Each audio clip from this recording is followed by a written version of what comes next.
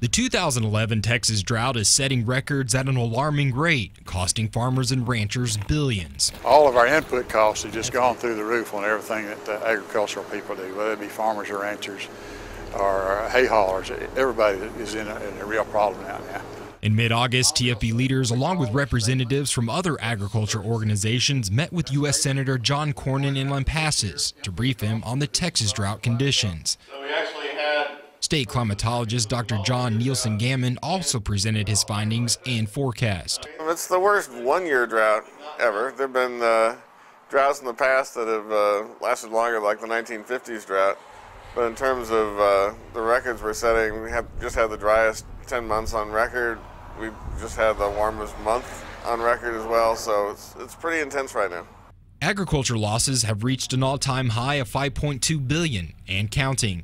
Texas livestock herds are rapidly disappearing. Cattle numbers are lower now than at any point since the 1950s. Economists anticipate a 600,000 head reduction in the beef cow inventory for 2011. The result would be the largest annual reduction since the inventory monitoring started in 1920. Dryland crop production is non-existent this year. Even some irrigators have given up the futility of putting enough water on the parched crops to make much difference. Of course, there is also the escalating cost of irrigation. Texas farmers and ranchers have once again learned the harsh lesson that it matters little how high crop prices go if there is nothing to sell. Much of the income in Texas row crop agriculture this year will likely come from the farm safety net, so many seem eager to dismantle. We want to make sure that these safety net programs for farmers and ranchers don't go away as a result of the budget cuts that we know are coming. Everybody's going to have to sacrifice some, but we can't eliminate those in light of these extraordinary events like this drought.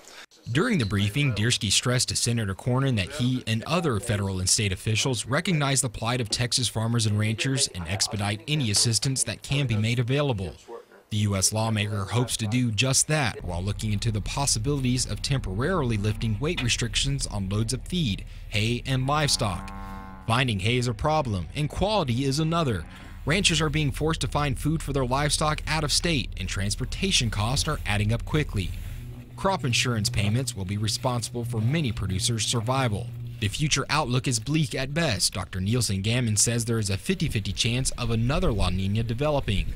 That was the trigger for the current drought, which means the odds are we'll have a drier than normal winter again this year. Depending on what happens in September, October, where we do have decent rains in the state, we often have floods in September, October, so we could have some relief from the drought.